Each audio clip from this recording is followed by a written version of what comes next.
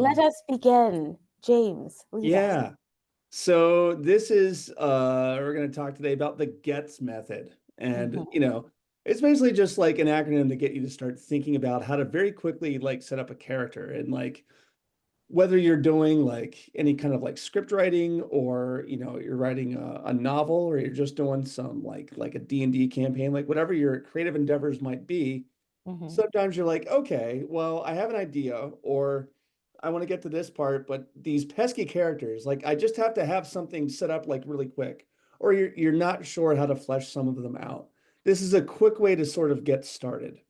With some caveats. I mean, and we'll get to those too, but this is a really good way to really get started quickly and to kind of get out of your own way for character development. So, in order to create a character quickly, you have to understand what makes a character. And, is it their hair color, their backstory, their personality? Like, what would it be? I think it goes a little bit deeper. And so this is the Young quote. And Sherlock Holmes also said something very similar, Arthur Conan Doyle, but this is a Carl Jung quote. If you cannot understand why someone did something, look at the consequences and infer the motivation. So that's kind of the key in what we're going to look at in order to flesh out a character. So to start, you start with motivation and the rest of the character can follow afterwards. So GETS really, it's an easy acronym to remember about four components to try to describe something like motivation. Motivation is a kind of a nebulous term about, you kind of know what it means, but it's kind of hard to define. We're going to try to make it really clear and easy to define through four different lenses, I guess. So we'll take a look at each part and kind of what they mean and how they fit in. So the first part is a goal. And so what do they want? What's their Northern Star, the one thing that they're constantly pursuing? This can be a very lofty goal, like, I'm trying to become prime minister and change the world. It can be a very small goal, like um, the guy from The Expanse, like in the very first part of the series, kind of one of his goals throughout like the first couple episodes, he just wants a cup of coffee. And he's just trying to get the cup of coffee and he just keeps getting Oh, interrupted through, Golden? intergalactic shenanigans. It's just kind of satisfying once he can finally get it. So like it can be as big as you need it to be. okay. Goals can be fun. The second one is employment. This can either be literal or it can just be like what it is that they're doing right now. So they could have, yeah, literally a job, but it can be something else. And does this job that they have, the thing that they're currently doing, make their goal easier for them or more difficult? So you could be like, it's fun to play around with these different elements, by the way, and make them contrary to one another. Try not to make it make sense too much. Try to think about what would make it fun. So somebody who has lofty, grandiose dreams of becoming prime minister and changing the world, right? Well, it might make sense to be like, okay, I'm going to make this character be in politics. Okay, that makes sense, but it's not, it might not be as fun. Maybe start with like they're homeless. How are they going to go along that journey? Because that creates a huge obstacle for them to get to their final goal. And watching them grapple with that would be a lot of fun. How do they get from there to there? And like what's going to happen? So these all don't have to make sense. Try to think about how to play the different elements against one another and see what happens. Sometimes that makes for really fun backstories and really fun plot outlines too, if you're trying to go that route. Okay. So the third one is pretty obvious. That's what a lot of people think of in terms of character development. They're, Sorry, can you go back one slide? I'm temperament. so sorry to interrupt. Yeah, I missed. I was typing and I Oh, missed. Yeah, all there we good. go. Thank you. Thank you. Okay, go ahead. Thank you. Yeah, yeah. And just remember, employment can be literal or just the thing that they're doing right now. So, feel free to interpret that as you wish. So the third one, yeah, it's what we typically think of in terms of characters, like their temperament, kind of what's their personality like. But it's really trying to think of it more in terms of how they see the world, So it's not that like they're bubbly. Someone might have a bubbly personality because how they see the world is inherently positive. So try to think of it in terms of that. Why are they cautious or fearsome or jovial? What's their kind of outlook on the world, and how does that influence what they do. So that's temperament.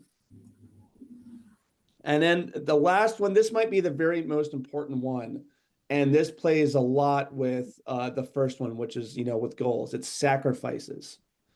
And so this is really what gives a character its color and what gives us an emotional stake in what happens to them. You need to start thinking about, why does the goal matter to them? What they stand to lose if they don't reach it. So that can create a huge motivation for them to reach the goal, like what's at stake in their own lives.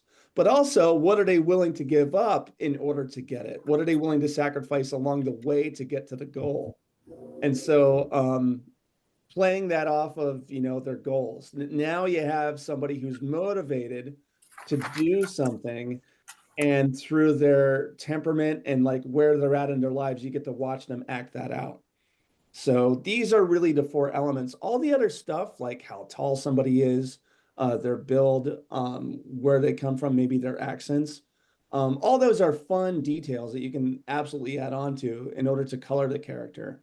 But in order to set a character up properly, they kind of need goals, and you need to have some sense of either what they're sacrificing, what they're willing to, or what they might stand to lose if they don't reach their goals.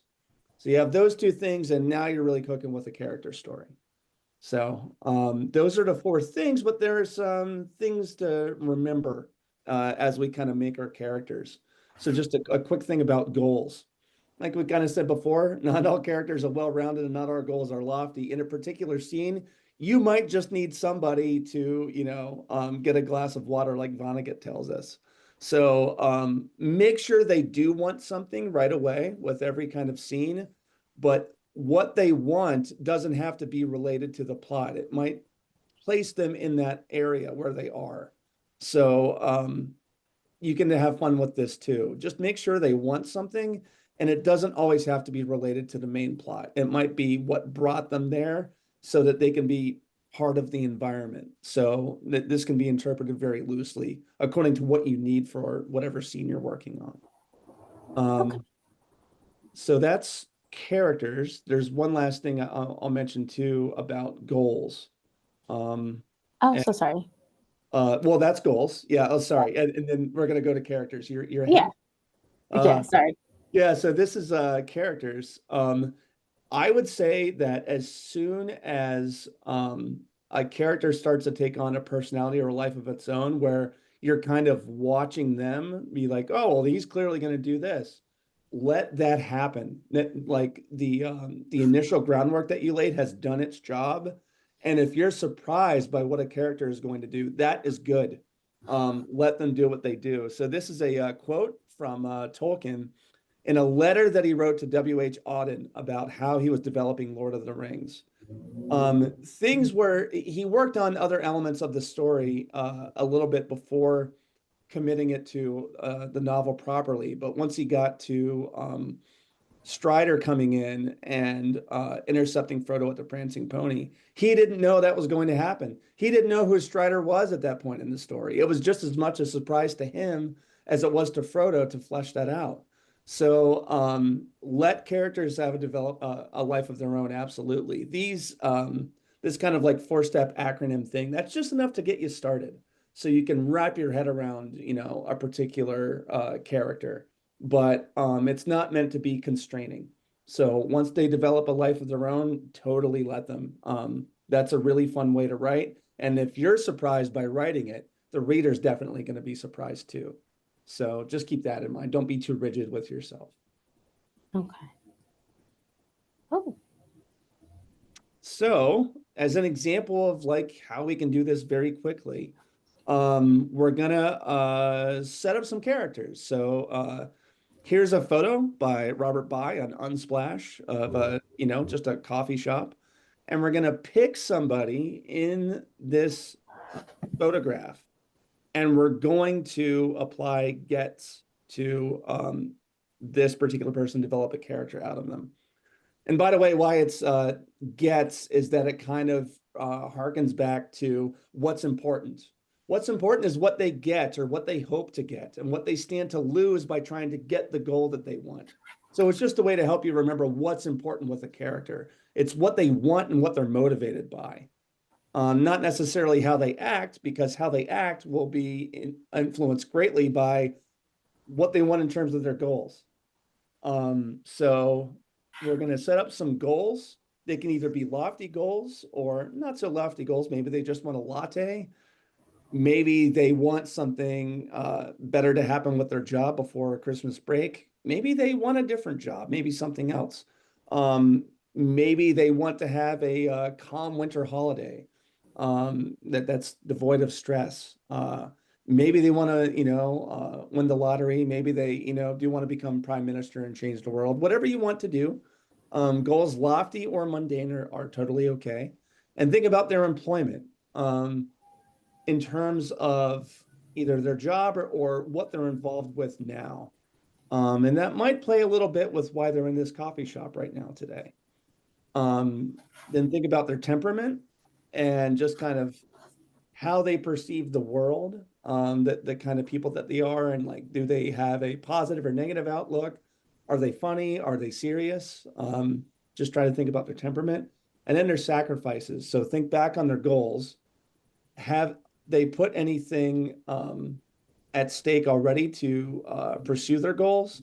What would they be willing to put up with? Because that might give you ideas for what might happen next. So also think about their sacrifices.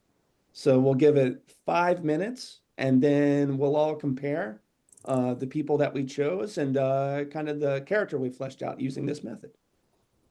Okay, cool. I'm going to start the timer. All righty.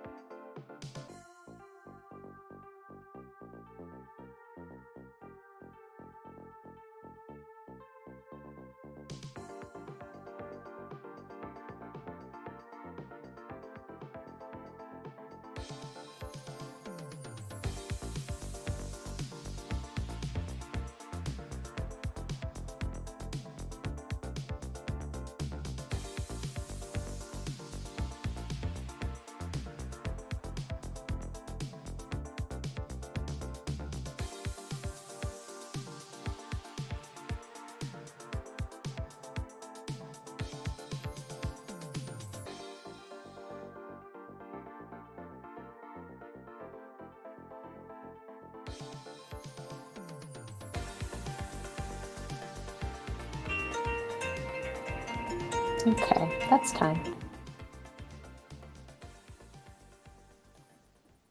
Can I go first? Yeah. Okay. So let me look back, make sure I'm getting. Okay. Choose a person from this photo. Are we supposed to have come up with a name yet? If you want, yeah. Okay. So the person I chose from this photo is the young woman with the brown backpack, and her name is Maya. Yes. So her goal is to steal a book from the bookcase archway in the back there. um, she's an underemployed grad student. She's like a quilter, and so she like makes and sells quilts at local markets. It's by no means like covering all of her bills, and she's happy to have grad student loans to pay the other bills. She's happy for now. Um, and her temperament is easygoing, positive, and a rule follower. And so what she is sacrificing is her self-concept, um, her feeling of like being calm, and she's sacrificing her idea of what's right. I think she's starting to feel a little like caught in the system. Like, I feel like I'm doing what I'm supposed to do. I'm easygoing, I'm a rule follower, I'm positive, and yet it's not working out for me the way I was expecting. And maybe instead of having like a lot of people around her to commiserate with, she's starting to just be like, let me just throw little cracks in my system and see what happens. Let me see what happens. So Yeah. so she just wants to like give it a go. Like she doesn't necessarily need the book all that much. She's just She trying doesn't. to test the Yes. waters. Yes. Yeah. Yeah. That's good. I like that a lot. That touched on an important point that, I should have mentioned earlier too. Oh. Um, when you come across a kind of motivation that people can empathize with, you potentially have an empathetic character. So it's not necessarily that the goals are the same, it's that the motivation is the same. So for example, she wants to steal a book. It could be any kind of a thing. Like if it's in a medieval setting, maybe they want to steal like a magical crystal or something.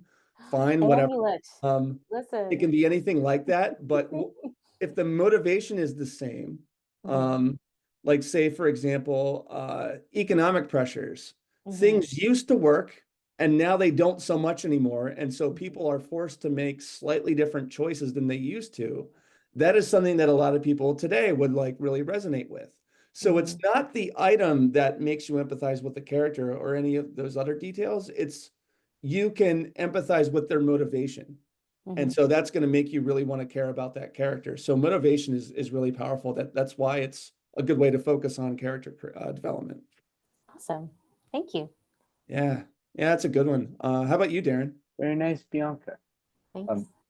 Sorry, I was trying to finish it up because I took too long. All good.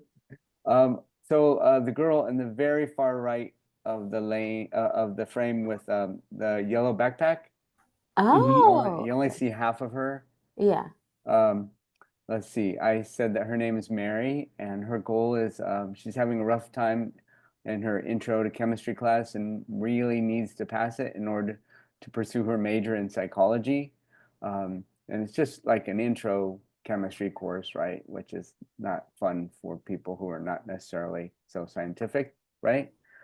Employment, she needs to get to the on-campus bookstore to start work by 10 a.m. So she works at the bookstore.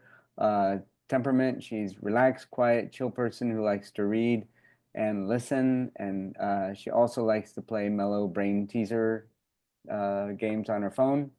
And she's working and her sacrifices, she's working really hard at school so that she can help her mom retire at a decent age because her single mom has done so much for her. She really wants to be a good psychologist and really help people, but also, survive financially so that she can help her mom at least a little, right? I'm starting to see an economic theme here. Yeah, that's great. Mine has an economic theme too, but we'll get to that in a second. It went a little different, but yeah, see, like when Darren was describing his character, like there was like, okay, yeah, details, I understand. And then as soon as he started talking about like sacrifices and like her goals and like what she's trying to do, I was immediately like, well, is she going to do it? I wonder what happens. Like, does she eventually? I hope she can. You start getting like emotionally invested because you know where they're coming from, and that's another good example of like I think we can all wrap our heads around that too, like trying to support someone else and help them out. So yeah, way to go. Like, I like that one too. Um, Mine is a little bit more ridiculous, but there's an economic theme. So I chose the guy in the very far back, directly to the left of um, Darren's character, drinking the coffee there. Yeah. Mhm. So I decided his name was Jeff Thompson. And what Jeff Thompson wants is world domination, without a doubt. Like he doesn't like how things are going, and he wants to, run everything. It's going to start with him, and everything's going to be top down, and he's going to fix everything because he's tired of all the other crazy politicians doing what they do. He has better ideas. Employment, he has typical employment. He's an IT professional at Wells Fargo, and his temperament,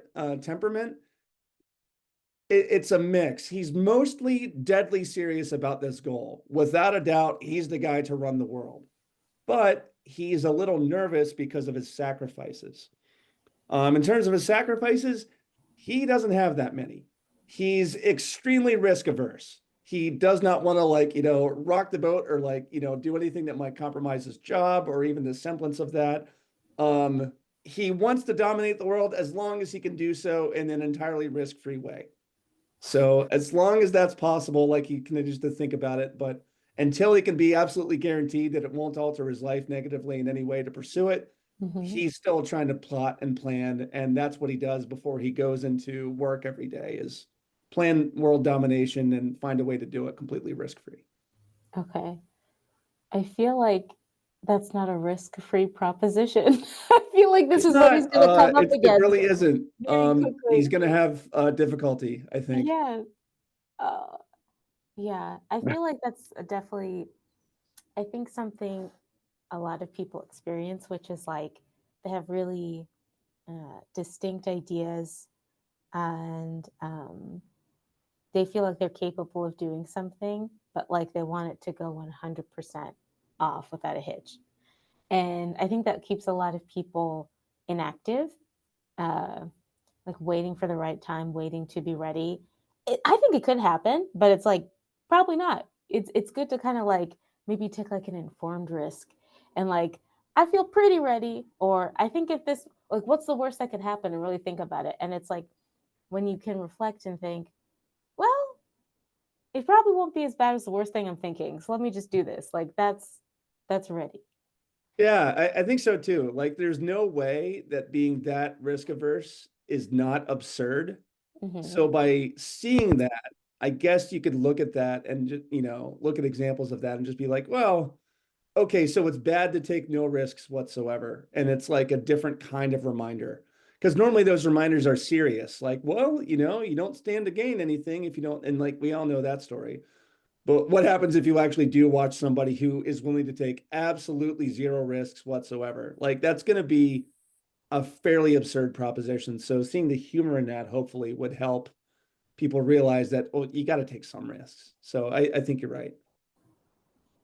Yeah, Oh. you have to go to work every day. You have to, yeah, or you have to get in your car to go to work every day, right? At least, Yeah. at the very least. Yeah, LA freeway. That's risky. Eh, that's true. So this one is just part two. And Hmm. so, all right, we fleshed out the characters. We have our gets method. So now is the time. They are right now going to start pursuing their one big or little goal. So they're going to do something in the coffee shop that gets them closer to their goal. At least in their mind, they think so. They're going to take some kind of definitive step. Um, so what happens next? So just think about their temperament if they interact with other people. Their employment too. Does their employment help them in terms of like getting to their goal, or is it a hindrance? So for example, with my character, his employment is a massive hindrance because it keeps him, that's the reason why he doesn't want to, you know, take any risks in order to do what he's going to do. So think about that too, and just how it might look when they take one next definitive step towards their goal. And they can either do this themselves, or maybe this involves other people in the coffee shop, whatever you think. Just kind of have fun with it and just see what happens when they take the next big step for their goals. Okay. I'm going yeah. to start a timer.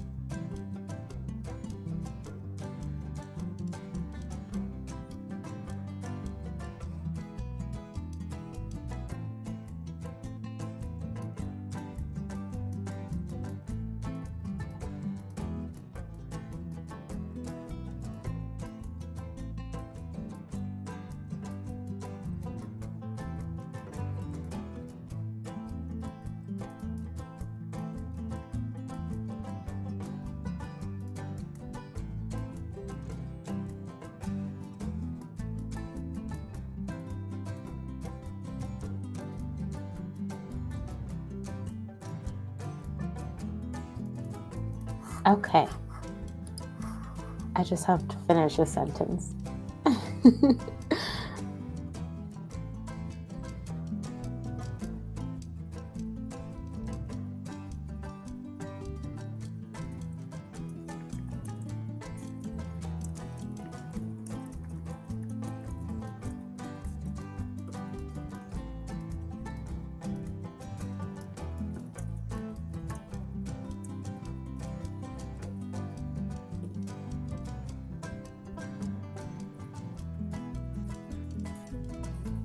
Okay.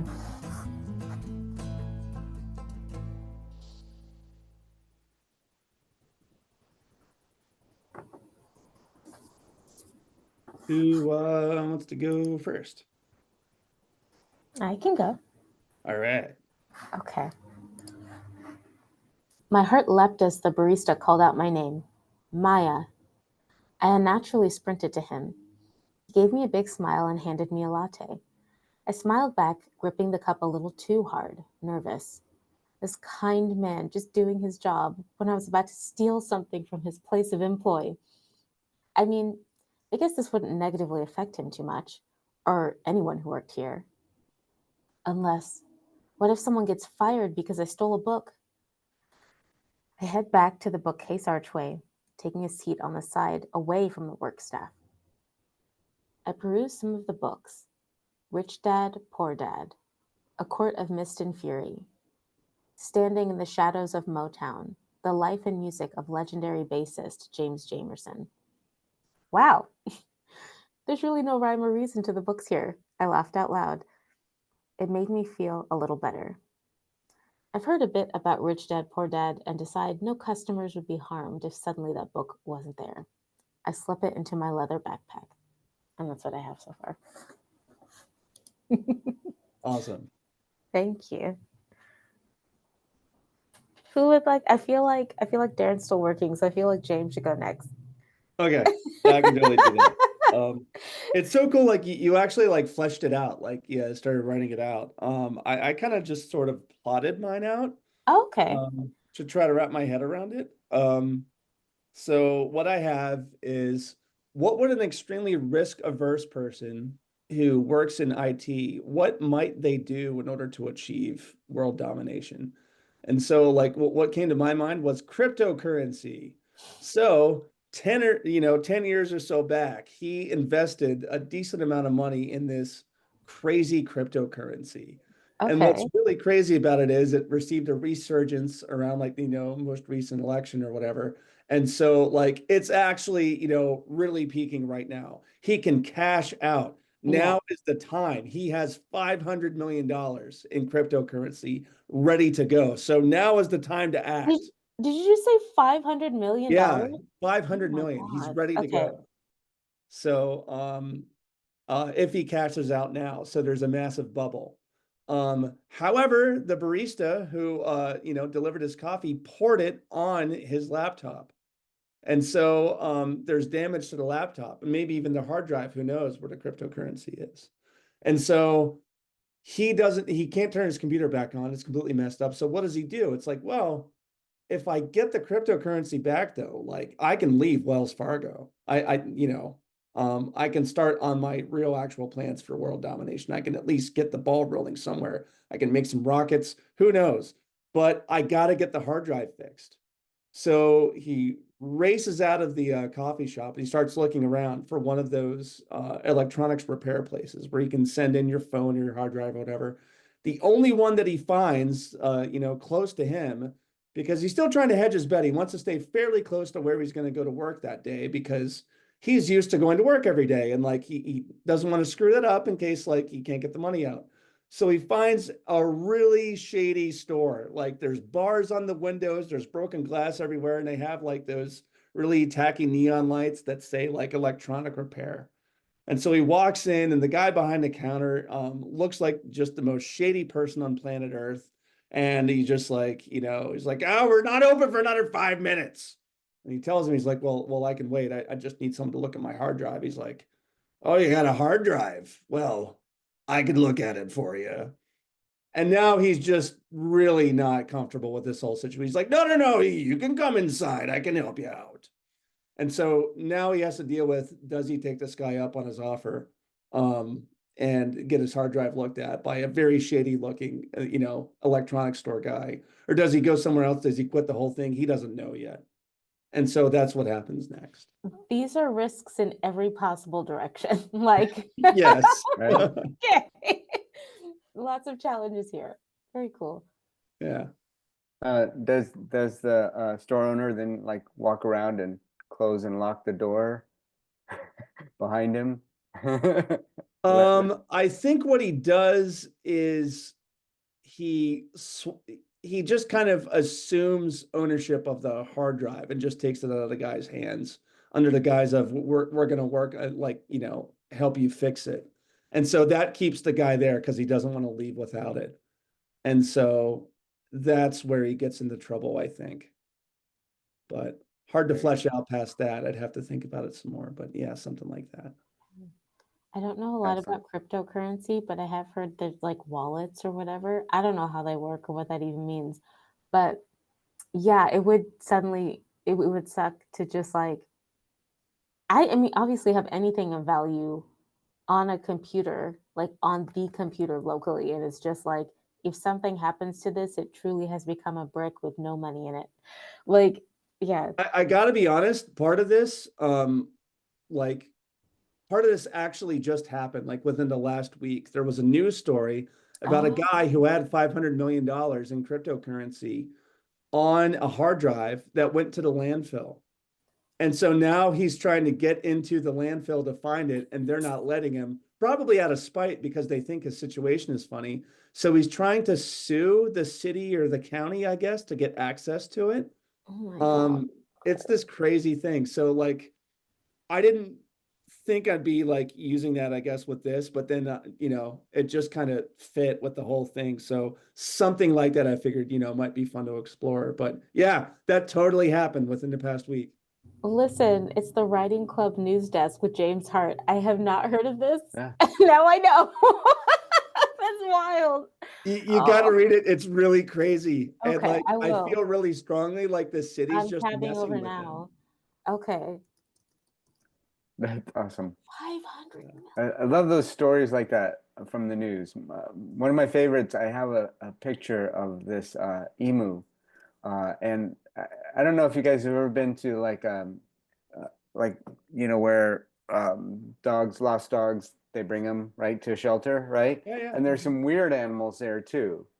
Sometimes, like there's a donkey. If you go, whatever, you go in the back, and an emu escaped from one of them and um, thwarted animal control guys for like a week, running around. They were like chasing it. I totally buy that. They're big, but they're fast. Like, I Yeah. believe it. Good for that. Good for that emu. That emu said, "Listen, I'm living my own life. I Yeah. know, Like right? you have nothing to do with me, and I have nothing to do with you. Leave me alone." I want to see them chasing him. Right. Okay. So, all right, I'll try and be quick here. So let's see. What happens next? Okay, so Mary calls Frank. You can kind of see the way she's hunched over the girl with the yellow backpack. So I figured Yeah. maybe she's on a call. So Mary calls Frank to ask him to tutor her in chemistry. Frank is really not a good friend and is always trying to get something out of people. So Frank, oh, hi Mary, how are you doing? Hi Frank. So I really need help in my chemistry class. I know you did pretty well when you took that class. Can you please tutor me in it or help me some? I'm sorry, I have to say that I can't pay you any money. Silence for a moment while Frank thinks. Well, I think that I can help you in chemistry, but I need your help with something too. Can you please help me date your friend Candace? No. Sorry. Like, I mean, it's like, no. Oh my Frank, Mary's already turned you down twice. You're starting to get a little stalkery here with her. Frank, it's not a stalker obsession thing. It's just I think she's really hot. Silence for a moment while Mary thinks. These aren't mutually exclusive. I'm sorry. Well, okay, but you're going to have to really listen to me and do what I say. And you're going to have to really help me in chemistry, too. Frank snickers. Okay, I'll help you, but you better deliver. Mary, fine. Mary hangs up. So basically the title of the scene is Mary Compromises. Mary's compromising her friend. This is not yeah, a now we deal. get to see the conversation she has with her friend and how that goes. Yeah, So, her friend's gonna be like, "That's so cute," because we're not friends anymore. I can't be friends with you if you're just doing stuff like agreeing to stuff like this when I'm not even there. Well, you don't even ask me first. Oh my god. Okay. Oh my god. Mary's in a You really can see desperate Frank's kind of a dick. position. Sorry, what? Mary's in a really desperate position. Yeah, I think that's kind of the idea of it. Yeah, it's kind of Oh. and yeah, Frank's a dick.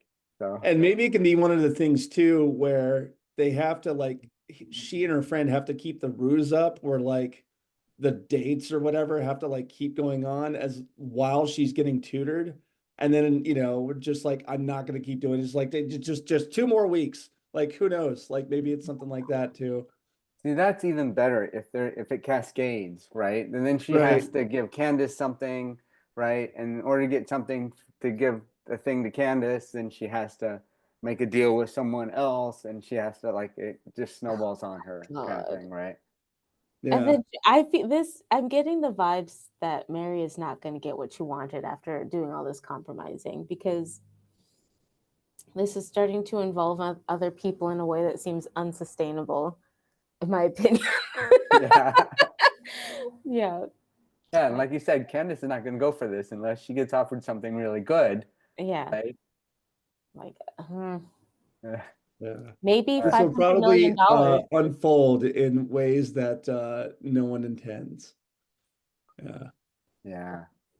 So yeah, it's it's unfortunate, but yeah, you could see yeah the consequences. Oh, I wanted to tell you, James, what you said about consequences. That's my assignment for this. My assignment for this week is to watch all of season 1 of Arcane, because for for my writing class, and it's because you can really see the consequences of what these two sisters do. There's a lot of drama in that show. Yeah. Very intense emotional. I was like watching it. I was like, I am so happy that this is, oh my God, because just thinking about that being real life. And of course, people have had to make decisions like that in real life, but it's a lot. Yeah. Yeah. Oh wait, Anyway, you mean what the scene that I wrote or the Arcane? well, both. But what happens in Arcane is just like, I feel like, I don't know, it's just really illustrative of like people trying to, for good reason, like trying to have control over a situation, but like the amount of control you don't have can be just enough to just topple everything. Yeah. Yeah. Yeah. Well, thank y'all for being here. This was really fun. I think we should go ahead and end it. And yeah, this was fun. Thank you for joining. And anyone watching, thank you for joining after the fact. Thank you guys for playing along. I hope it was fun and helpful. So much fun. As long as I'm unemployed, I'm able to do this. So Okay. Well, let's see. That's not real sustainable. So work on oh, that one. okay. But anyhow, it's great. It's great coming to this. Thank you so much. Cool. All right, you guys take care. Good Bye-bye. seeing you all.